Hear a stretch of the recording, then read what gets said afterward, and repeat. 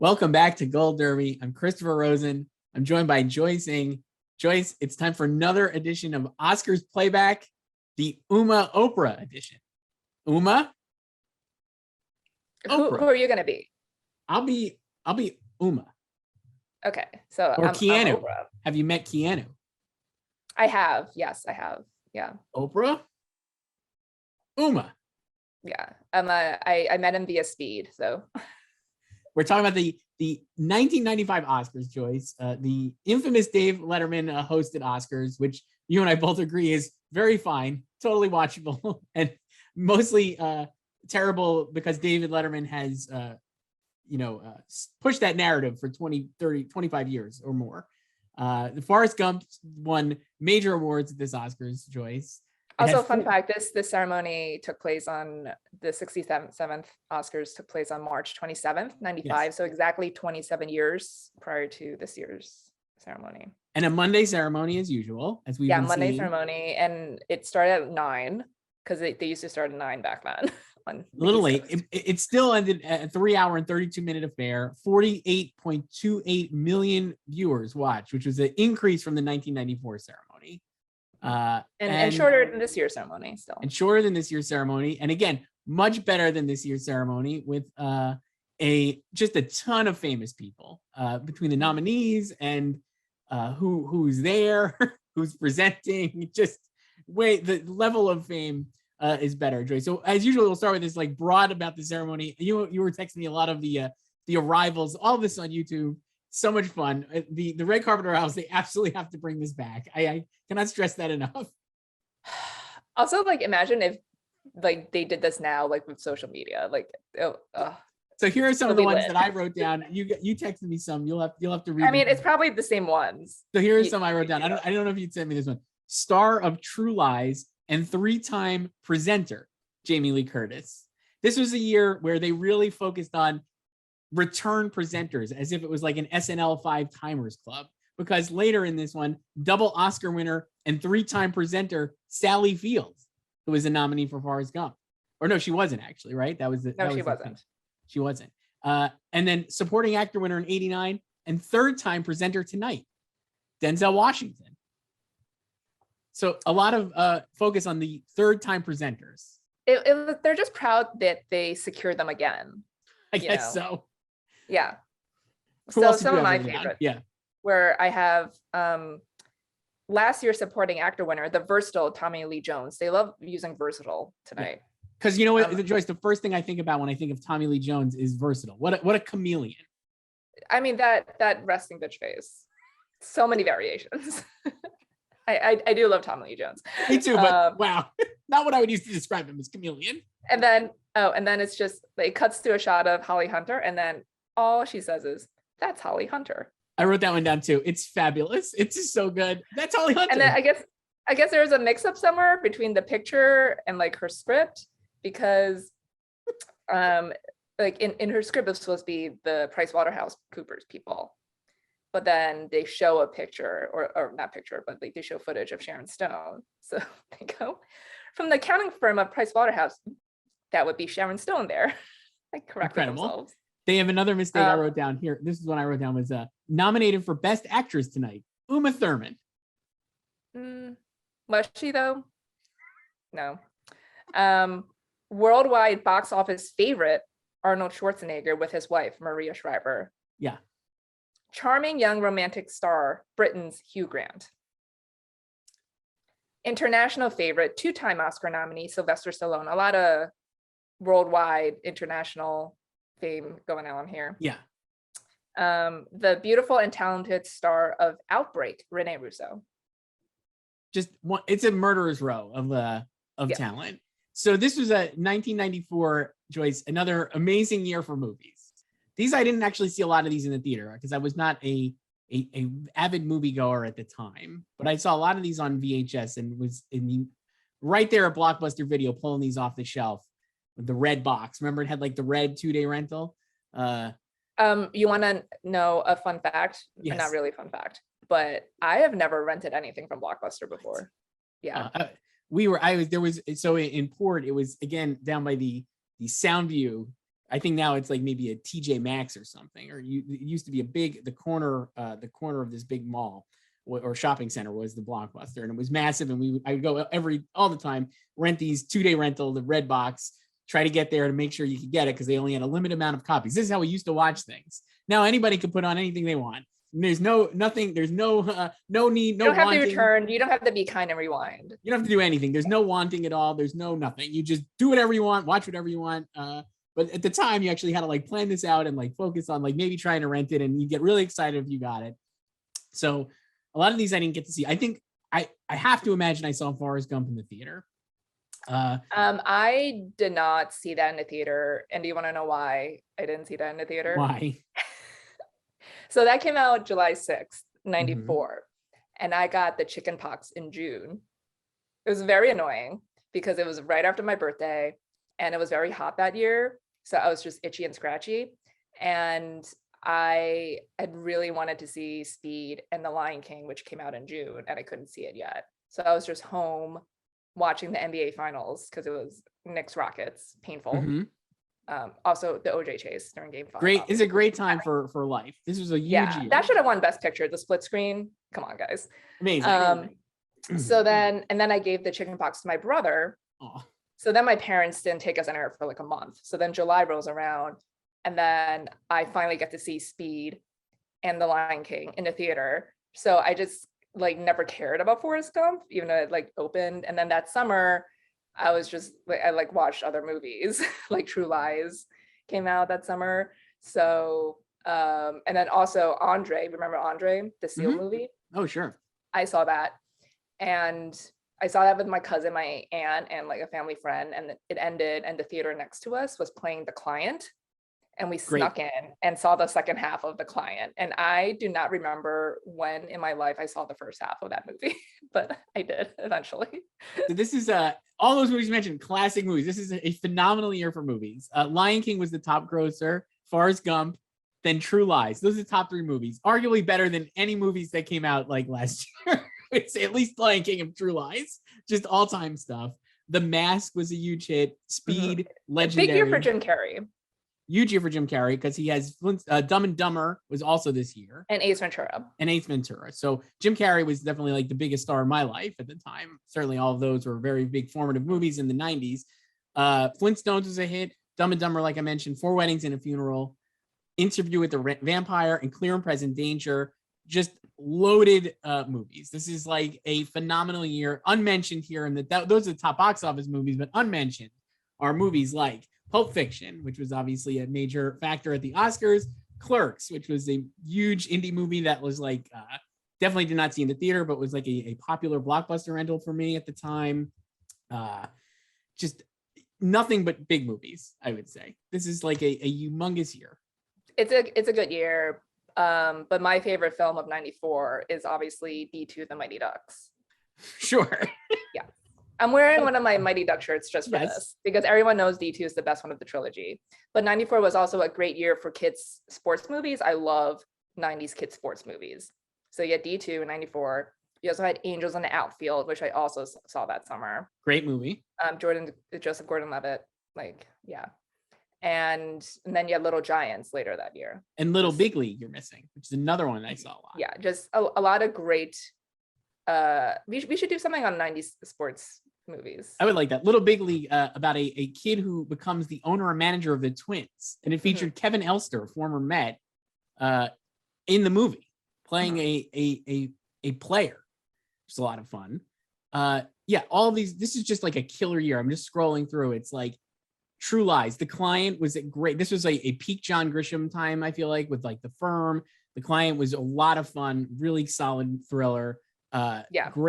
Great Susan Sarandon, and Brad Renfro is like young Brad Renfro. R.I.P. So our second week in a row talking about Brad Renfro. It Could Happen to You is another. These are not, again, I have not seen these in the theater, but all these we rented. Nicolas Cage, Rosie Perez, Bridget Fonda, amazing movie. Why don't you give her all the money? It's Rosie Perez's great. I saw that, like I saw that on TV with my dad at some point, like when it was just like airing. And I remember because they had like commercials, obviously. And I was like getting so tired because it was at night, and I was like every 2 minutes it was like a commercial. I was like, God damn it. But that's like my main memory of It Could Happen to You. Some other ones that I was like, all of these again, you know, Airheads, with just like a grunge comedy with Adam Sandler, Brendan Fraser, and Steve Buscemi. The River Wild, love The River Wild, which we've mentioned. Curtis Hanson, great movie. Meryl Streep ruled. In the Army now, Pauly Shore, Joyce. He goes to the Army. Great time. Later movies I saw when I was a little older, Color of Night, which is a Bruce Willis thriller where I think you see his penis in it, I believe. If that was, is that the one? I think one of these he's naked in it. I have not seen that, so it used to be on like, you know, Showtime and HBO. Natural Born Killers, which I definitely did not see at the time in the theater, but was like a huge deal and like a cultural talking point, let's say. Just one after the other. This is a phenomenal year. Movies were big. It was a big time for movies, Joyce. It was, and they made money. They made a lot of money. Forrest Gump made $700 million or whatever worldwide, as if it's like a Marvel movie. It made as much money. It made almost as much money as Fast and Furious 9 did, let's say, as a comp. Yeah. So, and then is Lion King number one now? Lion King was number one. It had 763 million worldwide at the time. Yeah, but like okay, so it's so worldwide, Lion King, Forrest Gump, True Lies, The Mask, Speed, The Flintstones. I also saw that in the theater. It's awesome. It's just Dumb and Dumber, For Weddings and a Funeral, Interview with a Vampire, Clear and Present Danger. That's a great movie. The Machine is still on more. That's what I remember from that one. You know, Harrison Ford 90s thrillers. Great. Incredible. It's an amazing year. Going down the list, Disclosure, another movie I saw on VHS. It does not has aged well, Joyce. That one, I don't think, about a man who's sexually harassed. What if men were sexually harassed, Joyce, in the workplace? That's a great jumping off point from a movie. Huh. Just unbelievable. Schwarzenegger had like True Lies and Junior. You had The Professional. I love Junior. Oh my gosh. The Professional with Jean Reno and Natalie Portman and a just unhinged Gary Oldman. Mm-hmm. Every Stargate, Roland Emmerich movie, just one after the other. It's an incredible time. But these were not the movies necessarily that were nominated for Oscars, Joyce. It was an Oscars dominated by Forrest Gump, and Pulp Fiction was like the cool upstart. We watched the ceremony last night. Not a lot of Harvey Weinstein. In fact, the only times I think I heard Harvey Weinstein mentioned were Diane Wiest in her unfortunately cursed speech now, where she thanks Woody Allen and Harvey and Bob Weinstein for supporting actress. And I think later, I think Tarantino or Roger Avery maybe even mentioned them, but I don't even know if they do actually when they win for original screenplay. I don't remember, but this is, I mean, Miramax had a bunch of nominations, but this was still like at its like kind of nascent Oscar nomination phase. Yeah, we're going backwards here because we already covered its big years. Correct. And the year after, like on the upswing right now. Right. And the year after this, you have Braveheart, and then the next year you have English Patient. So we're like, you know, we already did the English Patient one, where you kind of like, that's when like the Miramax just kind of truly levels up, I feel like, in that ceremony. But here you have this is the groundwork. This is a great year for indie movies. It's a great year for studio movies. You know, they expected like 1 billion people to watch this show. Basically, Letterman mentions that in this thing. So we met Letterman. So we started this with the Oprah Uma, I believe is the order. Oprah Uma. So watching it again, it's very quick, and people hated it at the time, but not really. And then Letterman just kind of ran with it being terrible. I mean, he goes back to it multiple times during the monologue. He does. Yeah, but like that's just a joke thing, you know. You just return to the joke. So, and especially for Letterman, who's like, his shtick is like running somewhat unfunny things into the ground until they're funny. And so Letterman comes here hosting this, definitely feels like an outsider. The previous year was Whoopi, and before that was Billy Crystal. So you have like really kind of A-list Oscar hosts, and then here's Letterman kind of rolling in as the guy who's too cool for this room. In the He's aftermath, I just was reading not last night. LA. Yeah. There's a lot of there's a great article from 2020 before the pandemic, I assume, where they're talking about the 25th anniversary of this Oscars with Letterman and the New York Times, and I think they quote somebody as saying, let me find that actual quote. According to the New York Post, no less a quintessential Californian than Jack Nicholson burned by a punchline, growled to a pal. David Letterman should stick to the East Coast. So that's kind of the vibe you get. The Letterman monologue is it's a coastal wars. It's East Coast, West Coast. I mean, I thought his monologue was like pretty fine. He does the Oprah Uma thing. He comes out and immediately references the Hoop Dreams snub, which is a big deal at the time, Joyce. Hoop Dreams is one of the most acclaimed movies of the 90s, not nominated. So much so that they changed the rules. Not even for documentary. Like Best Picture is different, like documentary. Right. So they changed the rules. And I believe Academy President Arthur Hiller said, I don't know if that any of these changes would have made any difference at all in the outcome of the nomination. So he was not winning fans and influencing people with his stance around this. Yeah, no. I mean, we could get into Hoop Dreams a little bit later about like why it was snubbed. Yeah. Yeah. Sounds good. So he starts with that Letterman. He makes a joke about Jim Carrey. It's a big year for Jim Carrey, like we said. So like people are like, he's like, and Jim Carrey is subtle, I believe. So it's like, that Jim Carrey talking out of his butt. What a guy. He talks about Newt Gingrich, again, the 90s politics, just running through these. He suggests that Newt Gingrich should work at Blockbuster because he has such a lot of opinions about movies that are appropriate to watch, like Field of Dreams. And Forrest Gump actually was like a conservative rally point at the time. Yeah. And it still is, but I got to tell you, I kind of have like, I watched it last night and we'll get to this, but I was like, it is definitely conservative, but there is a little bit of subversion of that I think is kind of amusing, at least. I don't know. He does a whole runner on DreamWorks and just murders them, which I can imagine did not engender a lot of goodwill in the room from Steven Spielberg, David Geffen, and Jeffrey Katzenberg. It was really good, though. I'm getting tired of reading about these guys. It's nice that they're all together now because then you can just throw your Schadenfreude at one group instead of having to spread it out individually. Yeah, and they all fail at once, yeah. He has a Eat, Drink, Man, Woman was the nominee, and he has a great punchline about that being Arnold Schwarzenegger's pickup line. Very fun. I thought that was cute. And then he has a bit that literally is ripped out of Late Show where he gets into New York City cabs and asks them about pop culture and movies from 1994. And then he makes them do Taxi Driver, like. And I was legit LOL, like howling laughing at it. I thought it was so funny. He's got them being like, what is Hakuna Matata? And the guy being like, I don't know. No idea about the line. No, it's great because that's really what most people like. They, I mean, we care about the Oscars, but most people don't. Like, they go on their lives. And I'll tell you what, that is when he lost the crowd because nobody. Yeah, because they think they're the most important. Nobody in that room wanted to hear that they don't matter. And it's funny that thinking about it now, because like now if you did that, no kidding, nobody knows what these movies are, right? Like nobody's seen, barely anybody watched Coda, barely anybody watched Power of the Dog in the grand scheme of things. Here you have Forrest Gump is a nominee. It's one of the biggest movies of all time at the time. And he's like, what are these movies? Lion King? Never heard of it, basically. Yeah. No, like some of my friends are like they just don't care, which is why I love like hanging out with them. It's like, I don't need to talk about this stuff with you. Like they have no idea what's out. But and back to the Letterman bit, he does, and this is such a memorable thing. I knew it was coming and I still laughed because it's such a great image. But this was at the time when Jack got in, like around the time when he attacked a car with a golf club in a road rage incident. And so they're doing the taxi driver bit. And then Letterman goes, I do a great Jack Nicholson impression. And then they cut to him smashing the golf club on the hood of a cab. And all the cab drivers are looking.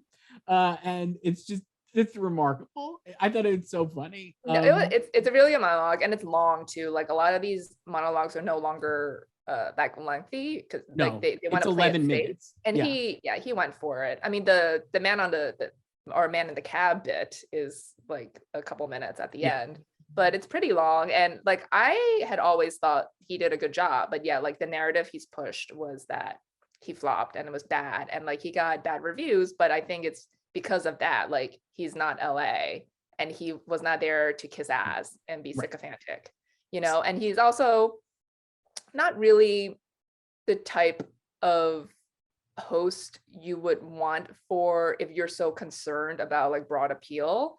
you would not pick him because like his type of humor, like I love his type of humor. It's like, you know, sardonic, like irreverent, but that's not what you want to play to a large crowd. Like you would want to get like Jay Leno if Right. you cared about that stuff.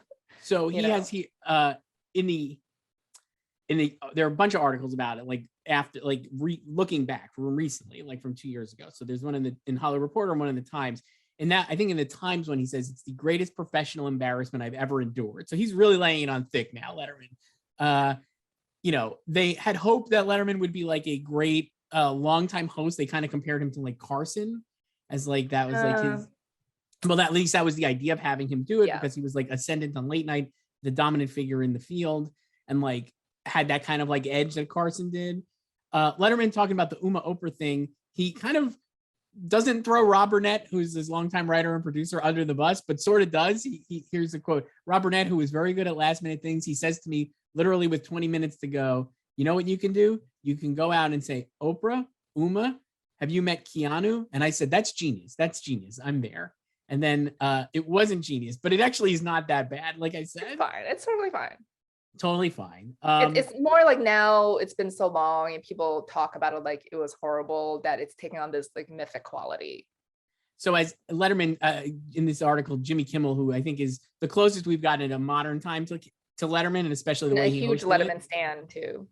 he said, this is a Kimmel quote. I think the reason that the show is remembered as less than stellar is because Dave himself branded it that way. I remember watching and thinking it was great, then watching his show and finding out he didn't think it was great. So that was the monologue. Other bits he does a stupid pet trick, which was one of his bits where he drags Tom Hanks up on the stage, and Tom Hanks does not look interested in being there. No, but then like the first thing he says, like, you can even wear a tie. Yeah, like Tom Hanks actually seems annoyed. I have to be honest, watching it again last night, he did not seem like he wanted to be there. And even when he sits back down next to Rita Wilson, I think he utters like, what the hell is that or something. Like he's not super engaged with the or bit. You know, he's just a really good actor. Don't turn this into another Kirsten Dunst seat filler thing. No. The other one was he does a top 10 list, top 10 reasons you know your movie is not going to get nominated for an Oscar. No, you're not winning Best Picture, right? Or not going to win an Oscar. And the number 6 one was it's Hoop Dreams, which is a funny one. That was really kind of good. What else did he do? He did a top 10 list that. He did the stupid pet tricks. Was there anything else? Another bit? I feel like there was one more that he did. That was like kind of Letterman. The parts they included was just like his like transition intros. Yeah, and they were fine. And you know, like every host, like they disappear towards the end of the show. You know who was really funny though? Steve Martin. Absolutely killed. He has one joke that absolutely would not fly today, but he delivers it in such a great deadpan that I was actually guffawed watching it. He's like, I remember he talks about the power of movies or something, and he's like, I remember trying to, Mary Jo, whatever, trying to get to first base with her at the Lion King. It's like, holy cow. So he's like presenting editing, and then he's saying like, when I make these like big budget blockbusters, someone always asks me, hey Steve, like what is editing? And then he's like, I don't know, like you're the director. It's just amazing. Now this is before Steve Martin had hosted the Oscars, so I'd imagine this was like a great dry run where people are like, let's get Steve Martin to host the Oscars, right? Because and then he also said funny. That like he thought like Dave's monologue was really funny, but anyone would be funny following Arthur Hiller. Incredible. Incredible stuff. So that's like, I guess, the ceremony. I'm trying to think what else I wrote down from the overall. Did you watch any of the performances? I did not watch any of the performances. So we had 3 Lion King song nominees. Yes. Yeah, they're all good. And then I only watched like the Elton one. Yeah. Can You Feel the Love Tonight? Great, just bangers. The Lion King is nonstop bangers. Yeah, so let's do the categories, Joyce. What do you think? Sure. What else is there? Not much. The Best Picture nominees 1995 Oscars were Forrest Gump, 4 Weddings and a Funeral, Pulp Fiction, Quiz Show, and The Shawshank Redemption. Now that is a great list of Best Picture nominees, I would say. Forrest Gump, this is fine. Forrest Gump is absolutely the worst of those five. Yes, I Now- would, if I had to rank these, I would put it fifth. Yeah. I really like the other four. I just realized I haven't seen any of these five in a while. Like I can't remember the last time I watched any of these movies. But I've seen all of them multiple times. So that's something, because a lot of movies or a lot of Best Picture nominees I've only seen once. But I love Quiz Show because I love any corruption really. And Quiz like trying Show is to a great figure out the movie. truth. Yeah. Really, really, really solid film. And maybe I would even say like Redford's best film, like as a director. Probably. I mean, I haven't seen that one in a long time. I remember a big narrative at the time was that like Rob Morrow was bad because he does like a bad accent and was like the lead of the movie. But you have these incredible supporting performances from Ray Fiennes and John Turturro especially. Oh my gosh. And Martin Scorsese has like a pretty sizable role. It's a good movie. Paul Scofield, obviously a nominee as well. It's great. It's a very solid movie. Shawshank Redemption, you'll be surprised to know, is like one of my all-time faves. Seen it like a million times. Pulp Fiction. I've seen that multiple times. I can't remember the last time I saw it though. Pulp Fiction, probably my favorite movie of all time, at least like top two. So like, Wow. I'm just like right in there on this. So is this like your Saving Private Ryan? Kind of. And then Forrest Gump, at the time I liked it. I watched it last night, Joyce. Didn't finish it, but I watched most of it last night. Well, tell me your journey, because you also quit halfway through. Well, I just had to go to bed. I was tired. Here's what I'll say about Forrest Gump. It's incredibly watchable. Every line is like an all-time cliche now and like quoted to death. So it's like that I found very funny, that it's just like, you know, every single line, even if you haven't seen it in like 15 or 20 years, like myself. It's incredibly watchable, very well made. The soundtrack is incredible. I remember I had the 2-disc CD of it, and it's like all boomer faves. CD, not cassette. Yeah, I had CD for that one. And yeah, it's all boomer faves, and it's now a cliche. Like it's like I was texting, like they do like the Vietnam scene like rips into Fortunate Son by Creedence Clearwater Revival, and it's like I've seen that a million times in movies now. But I feel like it started with Forrest Gump. So and then when you watch Forrest Gump, you're like, what a silly cliche. And it's, even Zemeckis is like known for like having cliched music tastes, like with Flight, I think was like a great example of that. But here it's like very fresh, or it was at the time. My subversive take is it was a conservative talking. This was like a favorite movie of conservatives, like Rush Limbaugh, Pat Buchanan. People like loved it. It was like, you know, Make America Great Again before Make America Great Again, right? Like kind of. It's like, you know, you're looking back at this tumultuous period and remembering, you know, how a very kind person who is going to like, you know, make their way through life, right? And also just being very passive, right, and obedient, and then like things just happen to you. And so like, but it's like very like, yeah, good old American boy. And I think people were like kind of like looking at Forrest as an avatar then for like a conservative mindset, right? But I think the thing that I found subversive about the movie watching it is multiple times you have characters calling him an idiot or stupid, right? And it's like he's not treated in the movie as like the most you'll be surprised to know Forrest Gump is not treated in the movie as the most intelligent or intellectually stimulating character. IQ is 75, right? Yeah. And so I found it funny to me, or at least ironic, that like all these conservatives were like rallying around what is in essence, I don't think the movie is necessarily endorsing his you know, his lack of intelligence is not necessarily a selling point, and like he is very obedient and pliant, and like that's also why he ends up being such a success like in the military. But it's like, I don't know if that's the thing to like be incredibly positive about. The message of the movie, I think, and like the relationships between the characters is certainly like a hopeful message or whatever you want to call it. But that part of it I found amusing, because it's like you look at like Lieutenant Dan and Jenny, both of them, Jenny especially is like a rough character. I feel like they just do put so much on her, and like it's incredibly upsetting because it's just like, I mean, the Jenny of it all is really what I think a lot of people latch onto, to be like, this is why conservatives like this movie, because she represents the counterculture and everything that happens to her is horrible. And right. It's kind of like, you see like Forrest doesn't question everything and she does. Right. And like And then when you question something, bad stuff happens to you.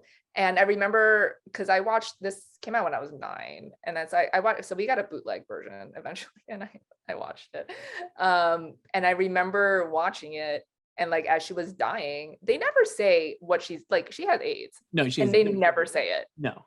And like I knew what AIDS was when I was 9, but they never say it. So I was just remember watching it being like, did I miss them saying what she had? Like, is it cancer? Like, what is happening?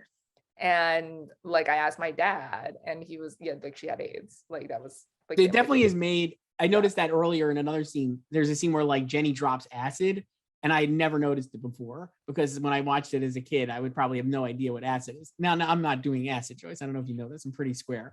But I was like, I would have never picked up on that as a kid, because she like takes like a sugar cube or something. And I'm like, oh, like he made the movie to be like that, I think. So like kids could watch it and know something is wrong, but adults kind of get the fuller picture. And I think that's also because like Forrest is so childlike as a character that it's like kind of told through his POV, right? So like he's not going to know or be able to, even though he should, because he's a grown man, know what AIDS is or what drugs are or whatever. And like kind of just is like kind of driving us through the story.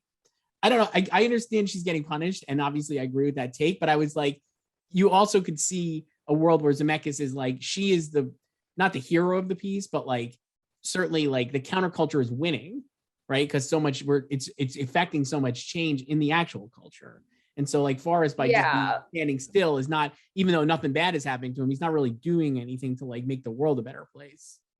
Yeah, but it's still just so poorly written, and like obviously she's not, it's true, she's not in it enough to, because she just like comes and goes, because obviously it's all told from his perspective, right? And there's just, I think, Robin Wright did the best she could with it. Like I think she's really great in the movie.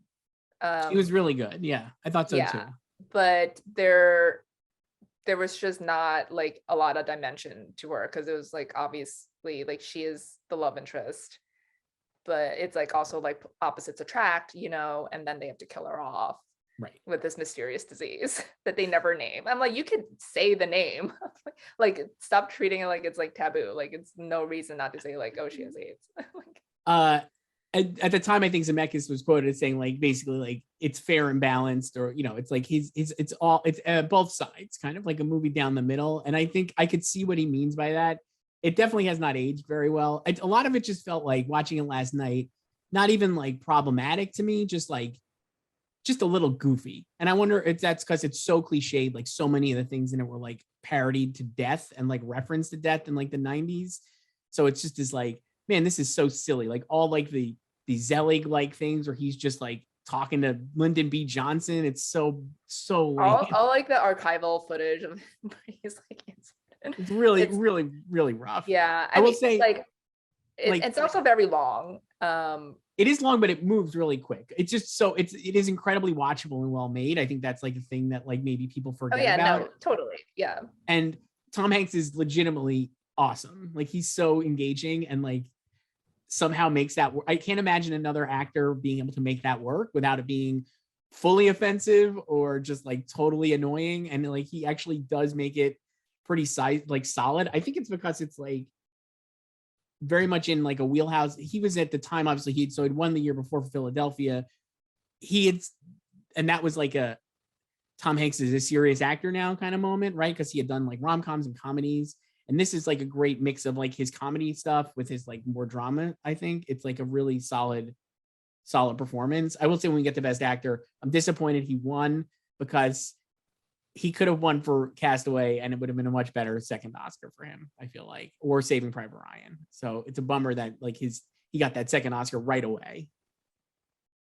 I mean, like I said last week, like I knew he was never going to win for Saving Private Ryan because he had already won 2. So if I was doing this again, I would put Pulp Fiction. I think that's like got to win to me, but I know why it didn't win, obviously.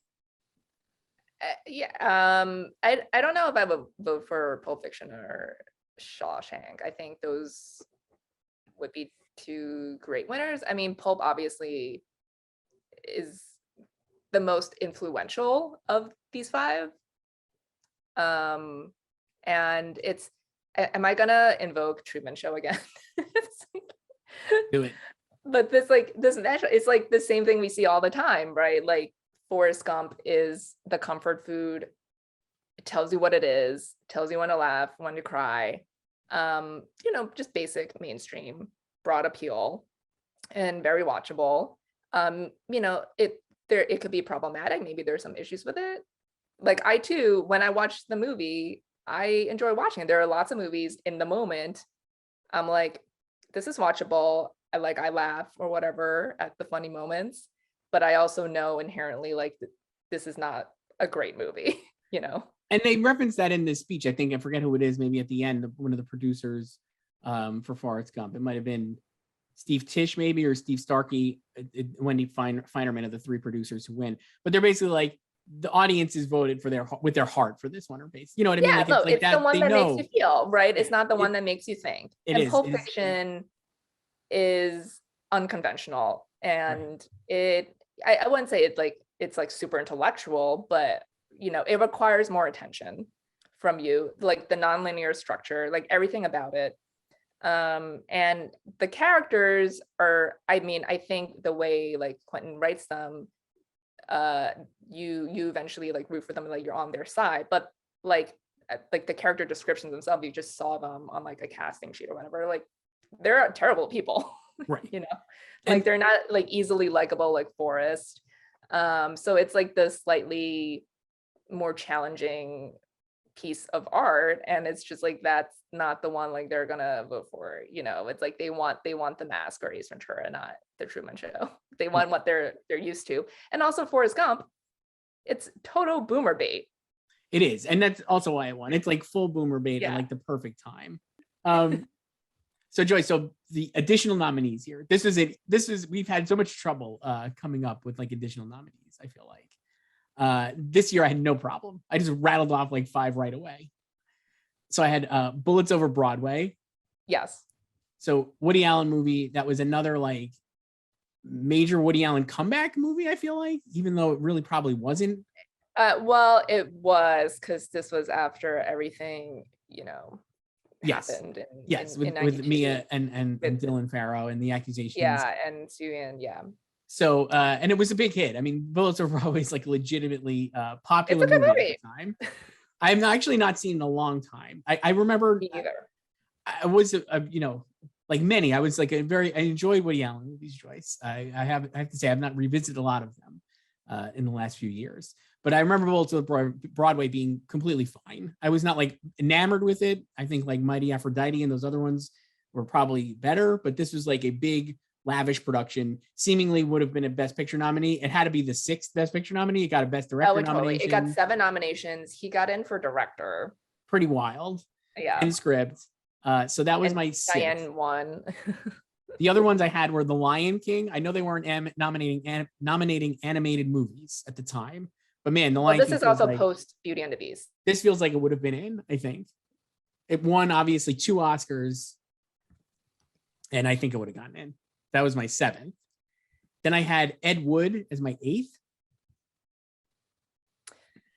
Ed Wood, I am torn on, because I think if this were happening now, it would be in. Because I think it's a good movie, and I think it's arguably Tim Burton's best movie. I don't know if I go there, but it's very good. I mean, it's not your typical Tim movie, which I think is the thing, right? But it's definitely his best acted movie. Yes. Yeah. It is a great movie. I mean, I really enjoyed it. And Martin Landau, when he wins, is like, I think everybody who saw Ed Wood is in the theater here. That's not true. Well, yeah, so exactly. So it was a flop. So that's the thing. So I don't know. So I think it'll be fine these days to make it in a field of 10. But back then it was a box office flop. So I don't know if it'll just have enough like goodwill just as a good movie to get in over some of these like bigger successes. I mean, it only had 2 nominations, but it did have the one. I kind of thought it maybe would get in, but I don't know. I mean, I think it should get in, or like it deserves to get in, but I think if it does, it'll probably be like 10th. The other 2 I had flagged, though I don't think I have 2 other ones that I would put in myself personally, but I Little Women I think would have gotten in maybe as like a 9th or 8th or 9th option. and then The Madness of King George, based on the nominations, maybe as a Best Picture nominee. But the two movies I would have put myself in were Speed and Hoop Dreams. Yes, I'm totally fine with Speed and Hoop Dreams. I actually think Legends of the Fall. Oh, nice. That's a great movie. Also, a lot of fun. Yeah, it's a great movie, underrated, and it got I think it got 3 nominations. Yes, and it won cinematography. Yeah, for John Toll, who then won the next year. Yeah. Yeah, and that was a great presentation by Paul Newman, who just read one nominee and not the rest. Very strange. I have no idea what happened there. He like kind of blanked out. Either he couldn't see or whatever. And then John Toll gets up and is actually annoyed, it seems, that the other nominees didn't get their names read and reads them all off, which I thought was like a class act move and reminded me of this year when they're like, who gives a shit about these other categories? Let's throw them in the commercial breaks. We're just going to cut off 8 of them. Just a different time. I will say, watching all these old ones, you know me, I was like, I'm a fan of the idea of shortening the ceremony or like making a big additional ceremony and putting these things in. Joyce, I was way wrong about that. Watching the older ceremonies, do it this way again. Just let them do their thing. This is their moment. Wrong. I was completely wrong. You don't need to cut anything. So those are my Best Picture nominees. I don't know any other ones I did not mention that you thought were like a possibility. I think those are the most possible. I guess is that the most possible? Yeah, most probable. You sent me so Inside Oscars, our Bible for these at times. Mm-hmm. My book does not have this ceremony, so you had it in your book because you have you have the wrong edition or the wrong edition, and it's not available as an e-reader at the moment. So I was just up Shit's Creek. So you were sending me screen grabs from it. The Little Women one was amusing because it was like just what a retrograde industry, just so sexist, and also like, still kind of applicable today. Like definitely still applicable today. Definitely. Yeah, because like Robin, you can read it. I'm gonna look for it. Hang on. Yeah, I got it.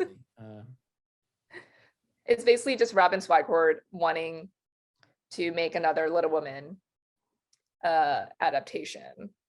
Writer Robin Swicord said that she pretty much expected it, in that the Academy heavily did not getting nominated except for, a couple of the costumes in Winona Ryder, obviously was Best Actress. The Academy is heavily skewed towards males. One Academy source was quoted as saying he doubted most of the members would even look at the cassette before passing it along to their granddaughters. Jack Matthews concluded that the, quote, men folk who run Hollywood think of, quote, women's movies about the same way sports fans think of women's basketball. Cute and kind of jaunty, but the players aren't tall enough to compete with the men. He also joked that the problem wasn't simply that the Academy was dominated by men, but by men old enough to have known Louisa May Alcott personally. It's funny to me because like that whole thing there is like the framing device of the Greta Gerwig Little Women, basically, with Tracy Letts is like literally verbalizing that stuff in the movie to Saoirse Ronan, to the point where they actually do show his daughters like reading the manuscript and getting him excited. And unlike this, where these dummies are like, we're not going to pay attention, he pays attention to his kids, similarly to how I think I'm going to bring it to Minx, Joyce, because we love our Minx. It is a little bit like Tracy Letts is like the Jake Johnson character, Doug, in Minx, because he sees a lot of money. So he's not necessarily progressive, but he understands that he's a capitalist. So he understands that promoting progressive art and material will get an audience that is underserved excited and give him more money. So the Academy was too stupid to know how to make money, I guess, at the time. Yeah, but also who cares about women, right?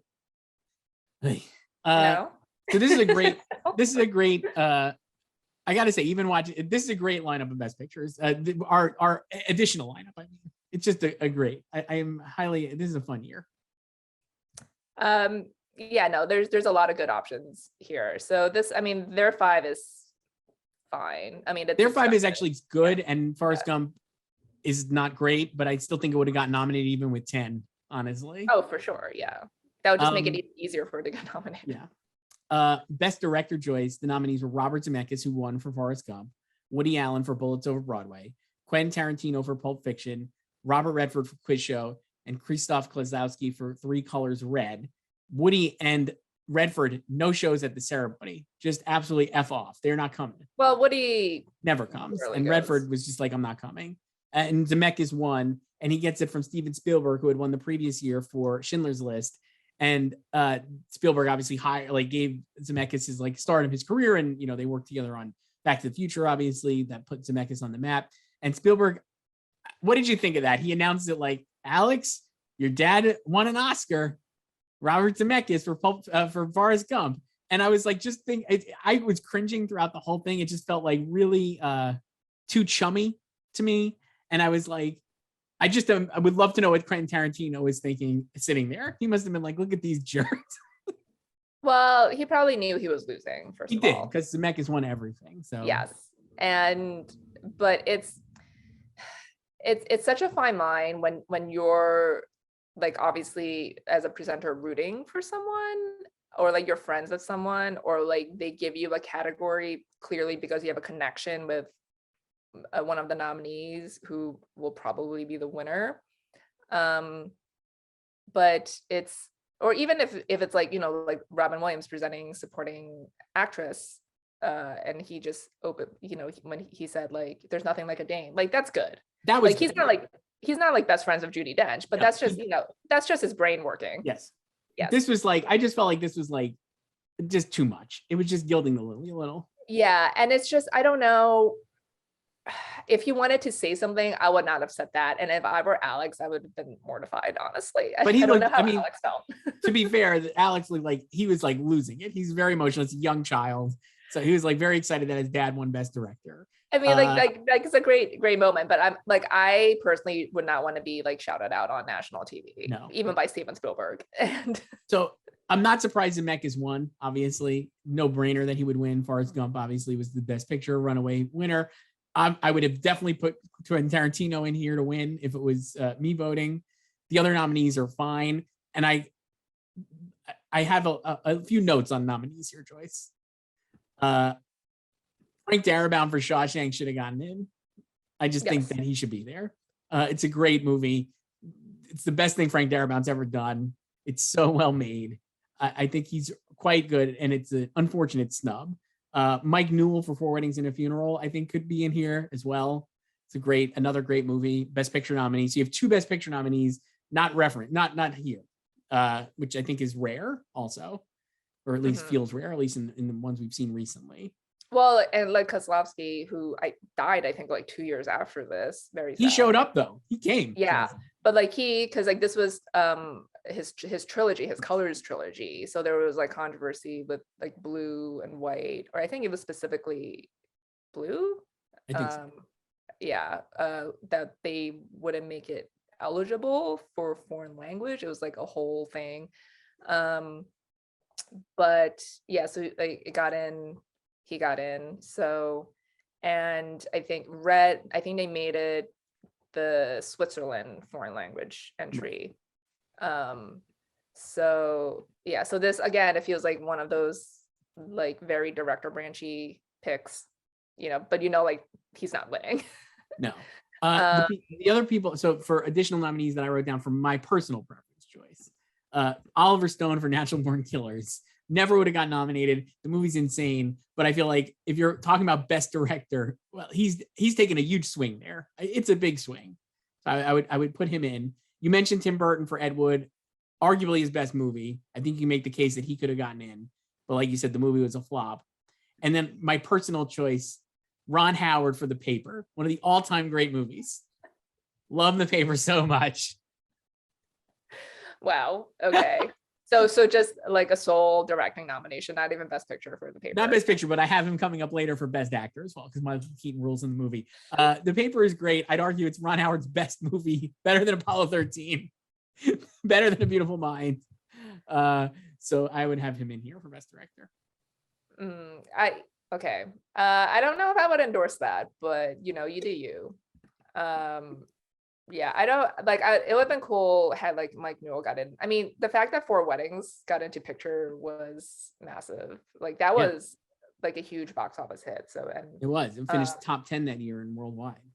Yeah. So it was like it was a surprise that it was able, or like sort of surprise, I guess, that it was able to make it in, because it only got one other nomination.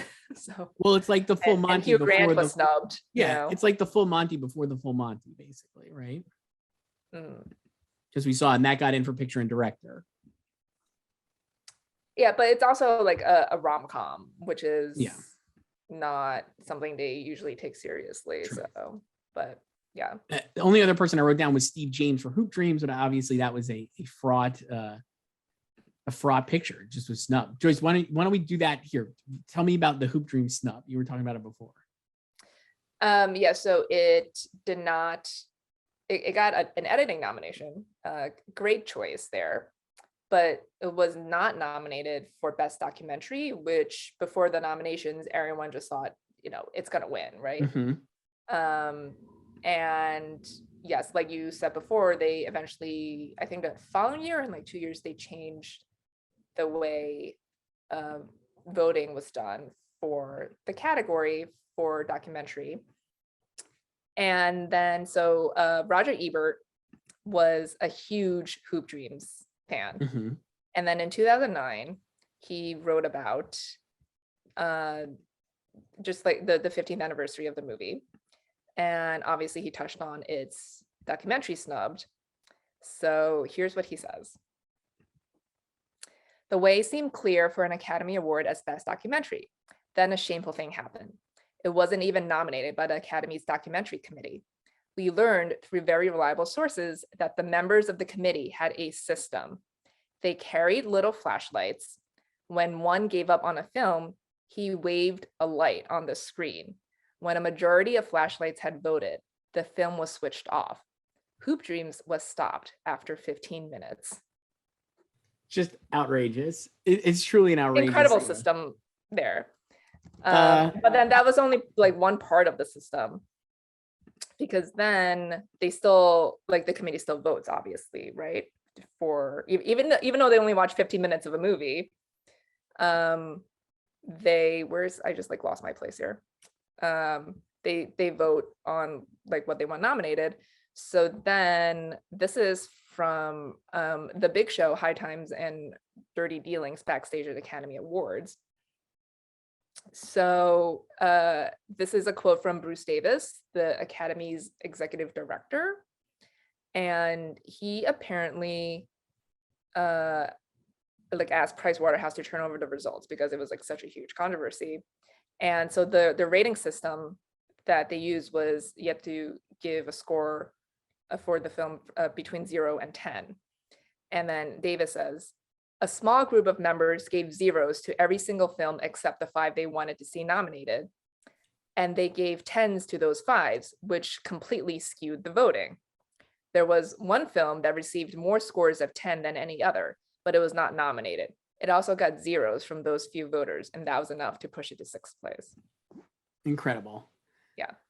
Just not what you want. I will say, so Hoop Dreams, again, so 94, I was, I don't know, how old was I? 16, maybe 15, 16, probably that year. And wow, I'm really bad at math, Joyce. I'm slowly. I mean, I don't know. I was born in 78. So okay, so that's 16. Yeah, 16. You turned 16. So not a lot of documentaries coming my way, let's say. But I did watch Siskel and Ebert, and Roger Ebert evangelizing for Hoop Dreams was the main reason why I saw it. And I would not have seen it otherwise, because I mean, he was like the preeminent film critic and a voice, I think, of the every person, right? Because he was like able to like synthesize his very smart criticisms with like thumbs up, thumbs down dummies like myself. So it was, he really did support Hoop Dreams in a way that I think kept it in the conversation and pushed it further than it would have been otherwise as well. So should have gotten in. I will say the paper is great. We'll talk about it here because Best Actor, the nominees were Tom Hanks, who won for Forrest Gump. Lovely speech. He actually seemed really nervous, I would say. It's kind of like you never see Tom Hanks like that. I felt like he was actually like stressed about the whole event. But the other nominees were Morgan Freeman for The Shawshank Redemption, Paul Newman for Nobody's Fool. Sorry, I got the wrong page open. That was Paul Newman for Nobody's Fool, Nigel Hawthorne for The Madness of King George, and John Travolta for Pulp Fiction. The only other person who was not referenced there was Tim Robbins for Shawshank, who was a SAG Awards nominee, Joyce, in the first year of the SAG Awards, which we could talk about here now that we're into actors. I know, the first year of SAG. Should I read this passage from Inside Oscar? Yeah. Oh yeah. Okay. So yeah, it's under the heading USA all the way because they just nominated Americans. Yes. Yeah. And then, so then blah, blah, blah. Also noteworthy was that the women's categories were designated as, quote, female actor rather than, quote, actress. SAG president Barry Gordon emphasized that the statuette itself is called the, quote, actor, capital A, and, quote, transcends gender, end quote. Ahead of their time, Joyce. Yeah. So, you know, like big year for SAG to make its debut for female actors in the year of Little Women that the very male Academy ignored for Best Picture. And then it continues and says, although they were carried live on NBC, the awards presentations received very little press outside of the trade papers, and no one paid much attention to them. Amazing. Yeah, so they had 4 of the 5-year match. Like I said, Tim Robbins out for Nigel Hawthorne. Love Tim Robbins. They picked a Brit. The Oscars picked a Brit, unlike the SAGs. Yeah.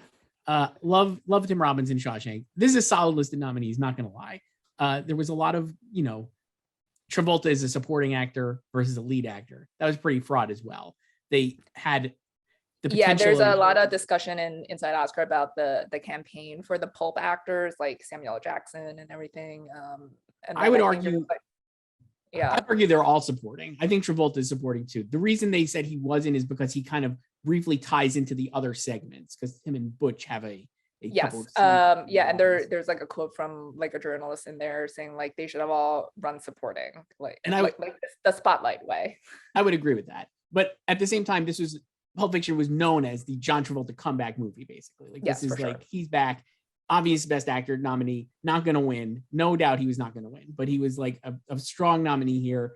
Tom Hanks is great in Forrest Gump. It is a great performance. I wish he would not have won for this because, like you said, I think he's better in Castaway, better in Saving Private Ryan, and because he won here for Forrest Gump, he was not going to win the other years. But at the same time, Forrest Gump does not work at its movie if Tom Hanks is not in it, and good.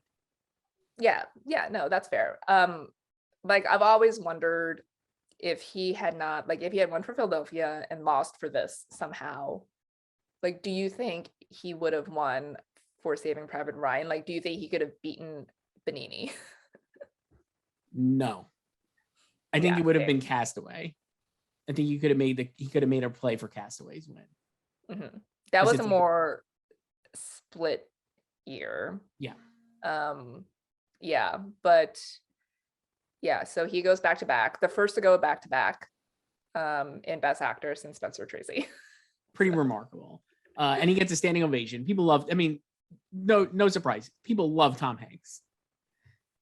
So this is a solid lineup choice. I came up with a few others, like I said.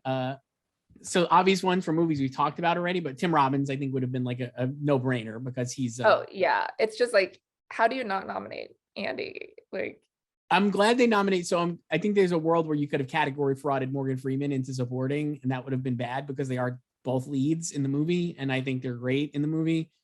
Andy's awesome. It's a great Tim Robbins performance. I think he's perpetually underrated as an actor. I just love him in these 90s movies. He was always so good because he always plays. I feel like Tim Robbins plays like the guy you're not sure about better than anybody. You know what I mean? Like a big driving force of the Andy thing is like, you're not actually sure if he did the crime, until the end. And he kind of plays it both ways where you're not sure to trust him, but you do like him. And he does that often in his 90s and then he eventually wins for Mystic River. Right. So, have you seen Barry this season? Yeah. No. My new favorite old show. Yes, you love Barry. Season 3, the best. In the premiere, NoHo Hank says to Barry, it's like that line in Shawshank Redemption, get rich or die trying. Amazing. The other people I had written down, Woody Harrelson for Natural Born Killers, a phenomenal performance, just really transformative for Woody. Never would have gotten in the movies and is just unhinged. I have not seen that movie in quite a while, and I do want to revisit it, but it is just unleashed Oliver Stone. But I think Woody's great. Ray Fiennes in Quiz Show, just awesome. I feel like Ray Fiennes somehow not having an Oscar should have, hopefully, I know he's in The Menu, I think this year coming up with like Anya Taylor-Joy. we need Ray Fiennes to have an Oscar. I was thinking like recently, obviously, like Grand Budapest Hotel, he's so great in. He should have maybe won for that. Shawshank. It would have been great if he was in Shawshank, but Quiz Show, he's phenomenal. Schindler's List, he's obviously remarkable. He's just a great actor. I can't believe he doesn't have an Oscar. English Patient. Yeah, but he could have got nominated for this. He's really good in Quiz Show. Yeah, he's really good. And I slacked you last week when I was like, oh, when we did Shakespeare in Love, I was like, we didn't even talk about Joseph Fiennes. I know. Sorry about Fiennes brothers. Sorry to that man. Joseph Fiennes actually quite good in Shakespeare in Love, but Rafe is the superior actor, I think, in the family. Mm-hmm. Johnny Depp for Ed Wood, probably before Johnny Depp was like considered a serious enough actor to get a nomination. Well, his first nomination was for Pirates of the Caribbean. Right. And so this would have been a nice spot for him to get nominated. He is quite good in Ed Wood, and Martin Landau gives a nice shout out to him. Certainly, this is long before the current Johnny Depp have you been watching the trial? Yeah. No, I haven't, Joyce. And then Michael Keaton for The Paper, like I mentioned earlier. Michael Keaton rules. He's the best in The Paper. Needs to win an Oscar. He needs at least another nomination. He should not be a one-time nominee. I gotta say though, there's not really anybody in this list I would knock out. I would be tempted to say like Nigel Hawthorne, just because like I have not seen The Madness of King George and literally since it came out, probably on like VHS at the time. So I don't really have a lot of affinity for that performance, but I would not be surprised if it's a great performance and deserves to be there. So yes, and I will add Hugh Grant, who won the Comedy Globe for Four Weddings and a Funeral. And he comes out. Still not nominated. They present. What do they present? I'm looking here quick. They do something. Original score to Hans Zimmer. Great moment. Hans Zimmer looks so majestic as a young man. And Hugh Grant does the Jim Carrey bit where he's like, I can't believe I was snubbed, kind of thing. Before Jim Carrey for Truman Show. Joyce, Best Actress. We were talking about this before it started. This is a year that people were comparing to this year because of the lack of, and not one of these is from a Best Picture nominee. And none of these are incredibly memorable kind of movies, I would say. Well, Rude to the Client. So the nominees were Jessica Lange for Blue Sky, she won. Jodie Foster for Nell, Miranda Richardson for Tom and Viv, Winona Ryder for Little Women, and Susan Sarandon for The Client.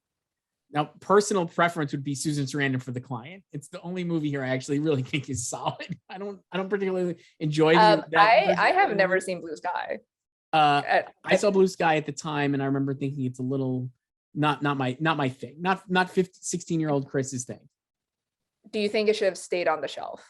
So here's how you know it was a different time. Here's from the Wikipedia page. Blue Sky was filmed from May 14th to July 16th, 1990.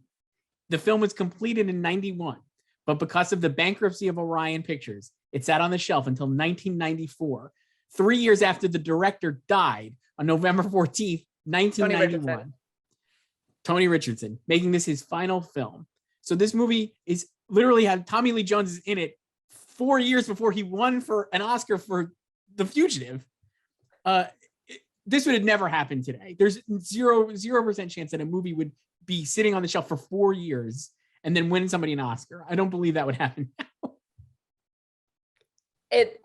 Well, no, because someone, if like a studio went bankrupt like that, like Orion did, and like they have features, like they'll try to offload them, or like someone would buy someone. There's like enough places now where someone would like pick something up, or buy it off of them. But I mean, yeah, Jessica Lange had won previously as a supporting actor for Tootsie. And that was the year she was double nominated in supporting and lead, but Meryl was obviously winning lead for Sophie's Choice. This was her sixth nomination and final nomination to date. It's a good performance. Like I said, I remember watching it, not liking it very much because I was 16, never revisited it. Based on this list of nominees, there's nobody here, I think, who really needed to win an Oscar. Jodie Foster had already won 2. Nell was not a great movie, I would argue. Certainly not. I don't know. I just was like, I don't think it really worked that well, though. I have not seen that in decades, probably. She won the SAG. She won the first SAG in this category. But it also, I think that's just a case of them like wanting to award Jodie Foster because that was like their first chance, like you kind of see that, especially in the early years of SAG, where like the group is so young, they never had a chance to award these older iconic performances or actors. So like they do it with like the first chance they get. Like there are legends who have never won an individual SAG award because the group is less than 30 years old, and like I think Jodie was in, like she was in the Tom Hanks Ryan situation. Like she had already won twice in a very short period of time, so there was no way she was going to win a third for Nell of all things. And then you have Miranda Richardson for Tom and Viv, totally fine. Winona Ryder for Little Women playing Joe, great character. That was solid. Like I really like that nomination. I love Little Women, and I love Greta Gerwig's Little Women. I like Greta Gerwig's better than this version. That's why I do too, and I really like what Greta did with the timelines. And I, to this day, do not know how anyone can be confused. That's a lie. I'll just say that right now. That's a disingenuous. No one was confused. I don't believe that for a second. Do you think it's the men who also don't like women's basketball? I do. Yeah. No one could be confused by Little Women. If you've seen we're talking about Pulp Fiction right here. If you're not confused by Pulp Fiction, how do you understand Pulp Fiction and not be confused by Greta Gerwig's Little Women? Not a confusing movie. And Susan Sarandon had come off multiple nominations for Best Actress in recent. She was nominated in 91 for Thelma and Louise, nominated in 92 for Lorenzo's Oil, or 93, I guess. These are the years the movies came out. The Client, and then she wins next year for Dead Man Walking. So this was like a peak Susan Sarandon at the Oscars. Yeah, and then she had her first nomination like 13 years prior for Atlantic City. Yeah. I have no one else really listed on my list here. I don't know about you. Juliette Lewis and Natural Born Killers, like, sure. I don't know. This is not a banner year, I would say, for actresses. I don't know, like, I guess you could say on the surface it's weak because it's, none of them are from Best Picture nominees, but we know like they don't like women anyway. Like it's most movies or Best Picture nominees are not female fronted. And I would say this just really, Jessica got lucky here because she's also someone who feels like should have 2 Oscars, and like, a Best Actress Oscar. Yeah, supporting and lead. And I haven't seen a movie, so I can't comment on her performance. But it was like, I think I remember, like, literally, I've not seen this. I remember renting it at Blockbuster, and I think it was, Blue Sky is a little bit about. Let me find. Did I just close the thing? It tells a story of a nuclear cover-up. Here's the plot. Whatever. I'm not reading this whole plot, but it's like that kind of like 60s Texas type thing, right, or whatever it is. I'm sure the Blue Sky fans right now are watching this and being like, how dare you? It doesn't even take place in Texas. Whatever. It's totally fine. She's fine in the movie. It just is like, at the time, I remember thinking like, oh, Jessica Lange, good actress. This is like an actress doing acting. Yeah. And she won the Globe. So Jodie won SAG, and Miranda was a total filler nominee. Yeah. Winona as well. And at this time, she had back-to-back nominations because she was nominated the year before for Age of Innocence, and she was like 22, 23. And I think like it felt like she was eventually going to win one. Like she's going to be one of those people who racks up nominations and eventually win one. She has not been nominated since. No, and not really done a lot of movies that you would even say she should have been nominated for. Mostly TV now with Stranger Things. Yeah. So yeah, and then I guess I would vote for Susan. I would have voted for Susan because I think that performance is really fun. It's a great character. I do like when they announced Feud, that Jessica and Susan were cast in Feud. I was like, oh my God, like pretty great. And they paced off here. And then they won it back-to-back years. But at SAG, the first SAG Awards, they also nominated Meg Ryan in When a Man Loves a Woman. Great performance by Meg Ryan. She's a very underrated actress. And they also nominated Meryl for The River Wild. So that would have been great. River Wild Meryl is great. That movie rules. You should trade one of her other filler nominations. But I would have preferred, even though I think One True Thing is actually a good movie, I would have preferred a filler nomination here for River Wild than One True Thing. Best Supporting Actor, Joyce. So Martin Landau wins for Bela Lugosi. His first Oscar. It's a great moment. And yet, as much as I like the performance and love Martin Landau, damn, Samuel Jackson should have had an Oscar for Pulp Fiction. It is the most iconic Samuel Jackson performance, and it's one of the best performances in the modern era. I feel like he is just so good in Pulp Fiction. But he's the other nominee. Chaz Palminteri for Bullets Over Broadway, Paul Scofield for Quiz Show, and Gary Sinise for Forrest Gump. Really, really strong list of nominees here. Yeah, and obviously Sam is the people's choice, especially now, especially film Twitter. I will say this though, I don't think it's like, I think if it's any other winner, especially like around this time in this era, it would be an all-time travesty. But I really do think Martin Landau is great in Ed Wood, and I don't think it's really like good. It's not like an embarrassing win by any stretch of the imagination. It's just really, it comes down to your preference. Like I think either of them winning. I honestly don't know who I would vote for between both of them, because they're very different performances, and they're both deserving. So it's not. I wouldn't say like Sam is robbed in the sense that he did not win for his most famous performance and role, and that's his only nomination. He got an honorary Oscar this year. So it's not like he even won like a makeup Oscar eventually, right? But like Martin Landau is great in Ed Wood, so I don't think you should like drag Martin Landau or his performance just to prop up your fave Samuel L. Jackson. The people I've written down, while I said this is a great category, the ads I would have made, John Turturro for Quiz Show, I think is an awesome performance, and I would have loved to have room for him. Dennis Hopper. He was nominated at SAG, and I think the Globes too. He was really quite good. Dennis Hopper and Speed Joyce. Yes. Like just an all-time villain performance. So entertaining.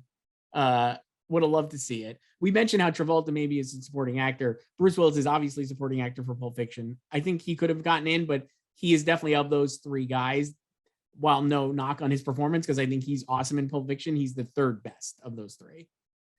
So I could see why he didn't get in, but I think it's a great performance. And then I put Delroy Lindo down for Crooklyn, which was a Spike Lee movie that came out at the time. Great. I love Delroy Lindo. Feels like guy should have gotten an Oscar in this 90s era. Are you going to talk about The Five Bloods now?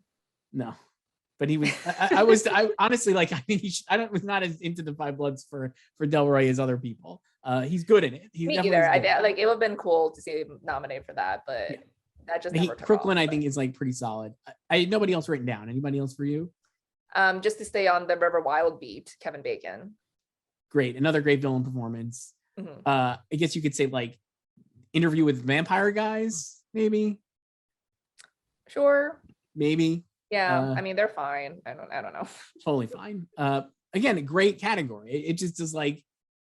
Yeah. And then like it's just, I honestly don't know how close it was between Martin and Sam, because it kind of, I think if this race happened now, it would be closer and Sam probably could win. But back it doesn't then, feel like it was very close. Yeah, I don't think so. I think they were very content just giving Pulp Fiction screenplay. Yeah. Supporting actress choice. The winner was Diane Weiss for Bullets Over Broadway, her second Oscar for a Woody Allen movie after Hannah and Her Sisters. The other nominees were Rosemary Harris for Tom and Viv, Helen Mirren for The Madness of King George, Uma Thurman for Pulp Fiction, and Jennifer Tilly for Bullets Over Broadway. So Diane Weiss did not split her vote with Jennifer Tilly, seemingly stomped through the whole season, was a very expected winner. Won at SAG, won everywhere. Yeah, and she is just one of two people to win that category twice, the other Shelley Winters. So, and she won both of hers, Diane won both of hers for Woody Allen films. She did, and she calls him a great friend. The speech, I think, is a little cursed, like we mentioned. She has Woody Allen Not her fault. Bob and Harvey, not her fault at all. And it's a good performance. I don't think, and Diane Weiss is a great actress. It was great seeing her in Let Them All Talk, which came out a couple of years ago on HBO Max. Yes, and she is also on Paramount Plus's Mayor of Kingstown, not to be confused with Mayor of Easttown. But yeah, Diane just dominated, and Jennifer was a surprise nominee because she famously just ran her own Oscar campaign, and she's talked about this, how like the studio was not going to run her because they were just like they put all the, like it was Miramax, but like Harvey and co, like they put all their eggs in like Diane's basket for supporting actress. So then Jennifer just decided, she's like, I'll campaign myself, like pre Melissa Leo, consider. Yeah.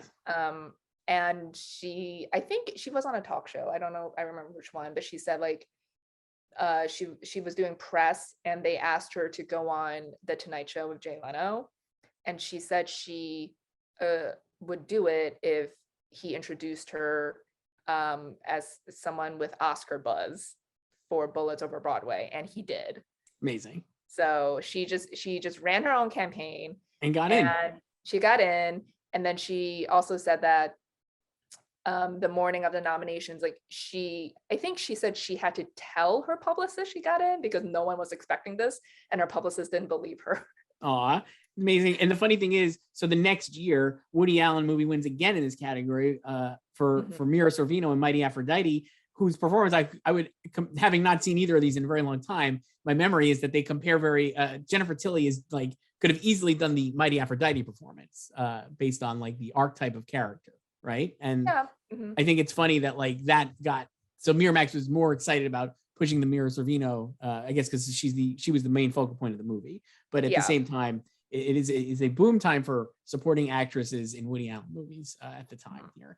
I few people written down: Alfred Woodard for Crooklyn, Kirsten Dunst for Interview with the Vampire, Joyce.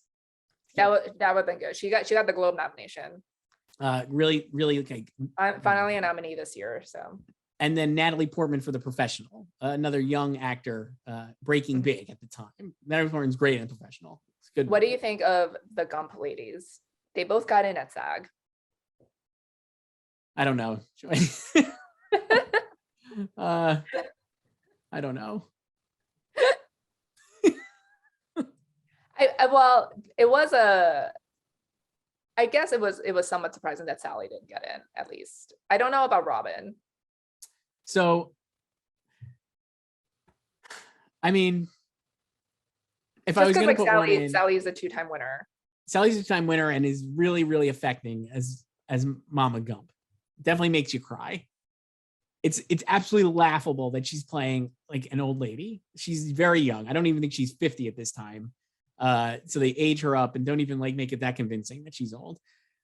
She doesn't really have a lot to do in the movie, and I think the thing you sent me last night, I can't find it, but it was. I will look for it and I'll read it. She basically was like a little bit of like a softer version of the Frances McDormand being like, it's a supporting character type thing for.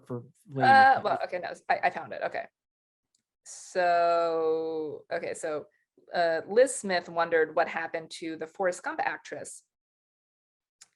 Quote, Sally Field, who played Tom Hanks's homily loving mama, might well be asking, where's mine? She huffed. Field rang up Smith to say, quote, I was thrilled I wasn't nominated. This role was not a complicated piece of work. Amazing. She was a wonderful gumdrop, but just not large enough for a nomination, end quote. The two-time Best Actress added, quote, what is really thrilling is that actors like Helen Mirren, Miranda Richardson, and Rosemary Harris were nominated. They usually never get nominated for their great work, end quote. Very, very nice. And Sally Field's still playing sickly moms. I just saw her die on Winning Time, Joyce. Yeah, so a one season performance for Sally and she's great in Winning Time. You know who's a great actress? Sally Field, as it turns out. Yeah, a wonderful performance. You know, they like her to give her 2 Oscars. They really like her. Yeah, they really like her. And then she eventually got her 3rd nomination for Lincoln. Yes. In that case, she was older. She is older than Daniel Day-Lewis, and she played his wife. But that also ruined her perfect record because she was 2 for 2, and then she lost that.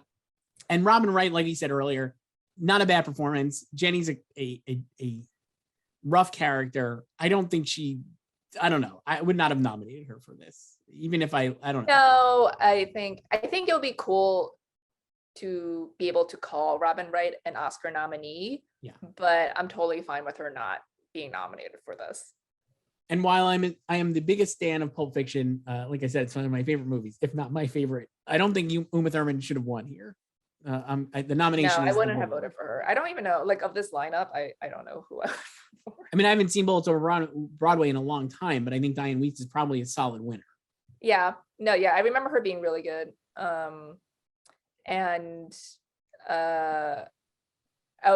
So I think it was, so Jamie Lee Curtis won the Globe in comedy lead. Yes. But then she was nominated in supporting at SAG here, right? I think. For True Lies, Joyce. Yes, for True Lies, yes. So no, should not have been an Oscar nominee for True Lies, though they have a That was great a fun moment. performance.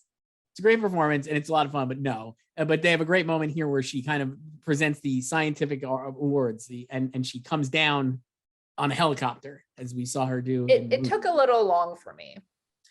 A little drawn out. Yeah. I was like, did you guys rehearse this? Probably not. So now, those are the acting winners, Joyce. Screenplay will do, as we always do. Original screenplay went to Pulp Fiction, Quentin Tarantino, and Roger Avery. The other nominees were Woody Allen and Douglas McGrath for Bullets Over Broadway, Richard Curtis for Four Weddings and a Funeral, Peter Jackson and Fran Walsh for Heavenly Creatures, and Krzysztof Kozlowski and Krzysztof Piesowicz for Three Colors Red. No kidding, Pulp Fiction won. Great win. Tarantino, very self-aware, gets up on stage and is like, I know I'm not going to win literally one other thing. I could thank and say everything I wanted to say over the last season, but I'm just going to not do that. And then like kind of leaves it to Roger Avery, who says he has to pee, like Forrest Gump. So great moments and speeches. But Pulp Fiction win is unimpeachably great. Love this win. The other potential scripts I had written down here were Clerks for Kevin Smith. Yes. Though I don't think it would have gotten nominated. I do think it's like a transfer, or obviously like a landmark movie for the time. That's kind of a script that would be nominated now. Or maybe not. I would compare maybe to like 8th grade a little. I don't know. I mean, Crooklyn for Spike Lee, Reality Bites I thought could have gotten in here maybe at a different time. And then like Natural Born Killers, I don't know, but maybe.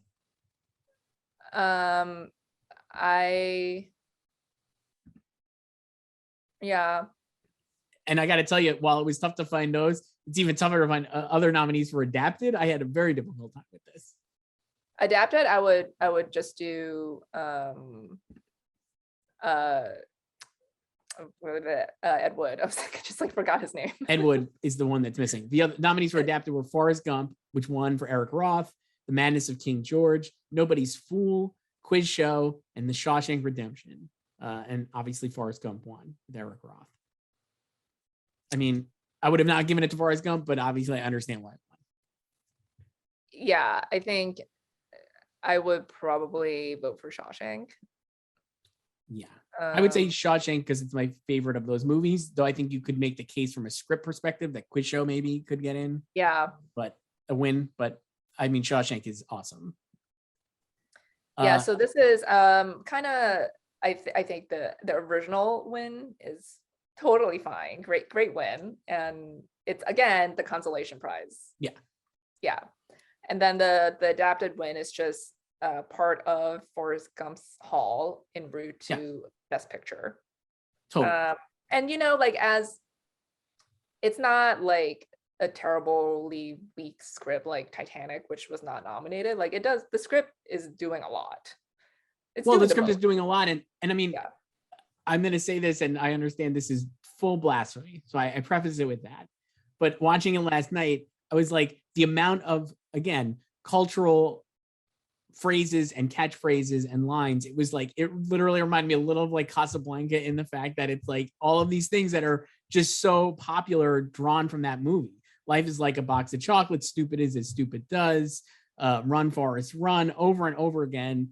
There is like every few minutes, there's a legendary line. And I feel like while that's not like the basis of a good screenplay, it certainly is not. No, it's culturally impactful. Right. I mean, Titanic has like King of the World and Draw Me Like One of Your French Girls.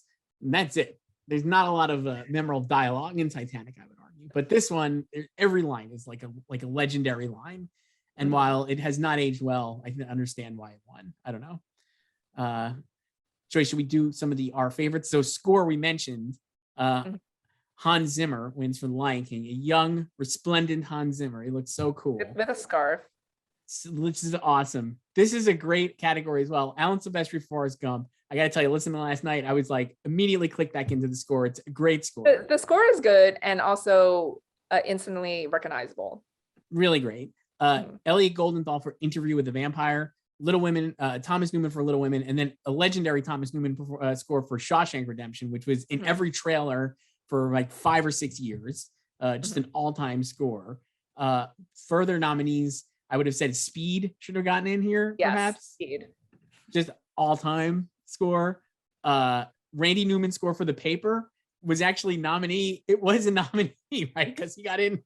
Randy Newman got nominated for an original song, and I think his score from The Paper is actually even better than that song. So I would have put him in here, Randy Newman.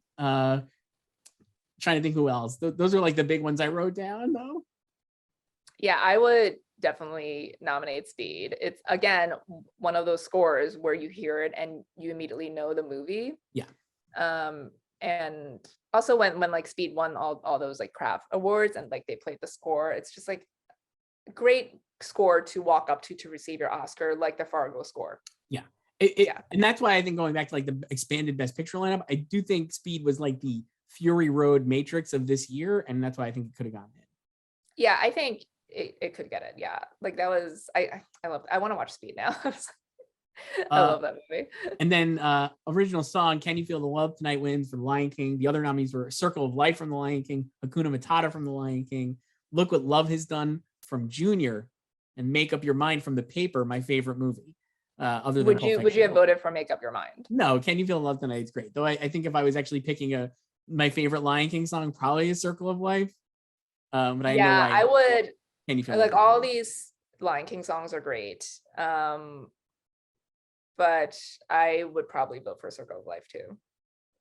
Other ones I wanted to shout out here: visual effects. Forrest Gump wins. It's like all-time visual effects. Watching it last night, I wouldn't say it didn't age well, but I would say it just looks a little goofy. So it does a lot of like the Zelig like stuff, like we said, where it's, you know, Forrest Gump in the movie, in the scenes with like real people from newsreel footage. But the big thing was like Lieutenant Dan, his legs are amputated and they have to like make it work. And but also, please talk about who presents that category. So just legendary Hollywood actor Steven Seagal presents, and here's what he says. I wrote it down for this, and he says this totally straight-faced. I do not believe he's kidding. Instead of resorting to surgery, they had Gary wear specially designed blue socks. So there's a world perhaps where Steven Seagal thought that at one point watching Forrest Gump, wow, Gary Sinise is so committed to this role, he had his legs amputated. Yeah. He went that method, and then realized later, oh, actually they used blue socks. It's an incredible moment. You should really watch that part if it's on YouTube again. It was written most likely as a little bit of jokey banter, but the way he delivers it is more convincing than anything Daniel Day-Lewis has said as an actor in his 3 Oscars. It's true. It's, you know, give Steven Seagal an Oscar just for that line reading alone. Because the other thing is, like, back in these days when they read the craft nominees, like the presenter would also give you some background info on like what these craftsmen did. I really enjoyed that. Yeah, I really enjoy that, especially if like they're not gonna do like a montage or like a reel of what these people do in these categories, but to have the presenter explain like what they did and like how they removed Gary Sinise's legs. It's really great though. I mean, they do it over and over again with like the production design or the costumes. It's really fun. The other things I wanted to highlight here, Joyce, before we wrap up. This is the for Priscilla, Queen of the Desert, they win Best Costume Design, I believe. And the iconic American Express dress. Great. Lizzie Gardner wins. It goes up there in her Amex dress. Really cool. Very, very recognizable Oscar moment.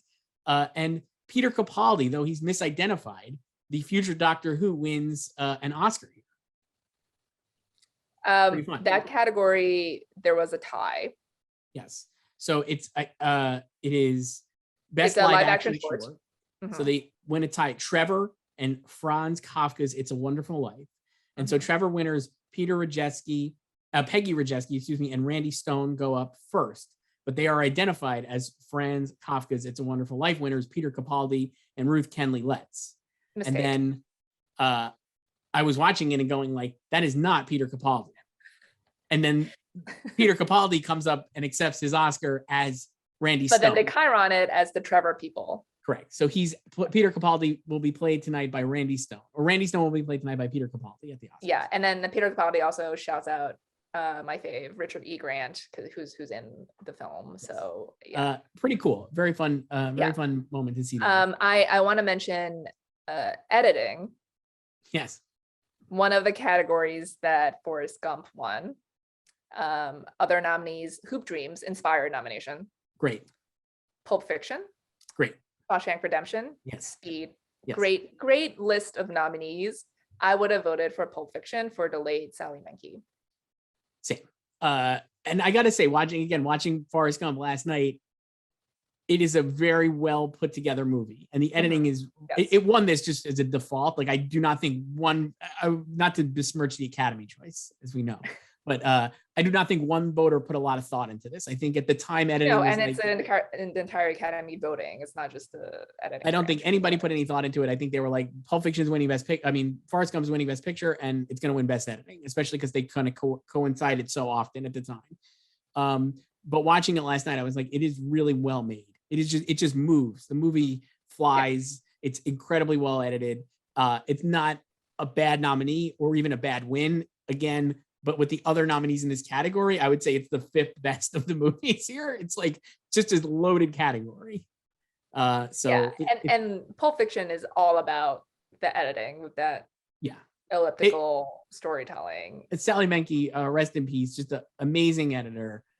You could argue that the Quentin Tarantino movies have not really been the same since she died, though I do think that Once Upon a Time in Hollywood is one of his best movies. So, it is, but I would probably say Forrest Gump is better edited than Once Upon a Time in Hollywood. Probably, yeah. God, even though I haven't seen Forrest Gump in a long time, but yeah, it's like Quinn's films. I don't even know, like, when I was watching these clips last night, I'm like, I don't even know when or like if he'll win director. Like, so he has 2 screenplay wins. I don't think he'll win again, Joyce. Yeah, and like, he wants director. I have a hard time believing he'll win again. I think that I don't imagine, but I'll eat my words happily, but I think he is not going to win favor with the Academy at this point, unless it's like an unimpeachable Pulp Fiction-esque landmark movie. Yeah, I think it would need to be part of just like a giant sweep or something. And I don't know if he doesn't make that type of movie that would dominate like that. I mean, Once Upon a Time in Hollywood would have been that movie, but it just came out the wrong year. I think because the Parasite was such a, dominating force. Maybe I don't. Yeah. Like if Once Upon a Time in Hollywood came out this year, I think he could have won, and it could have won Best Picture. Yeah, I guess. Yeah, this year was kind of shaky. And I mean, Once Upon a Time in Hollywood didn't even get an editing nomination. I know. So whatever. Who knows? Joyce, anything else here before we wrap up? We're going to take a brief hiatus on these Oscars playbacks because we are just swamped with Emmys coverage, Joyce, at the site. Yeah, we're going to be all TV in May.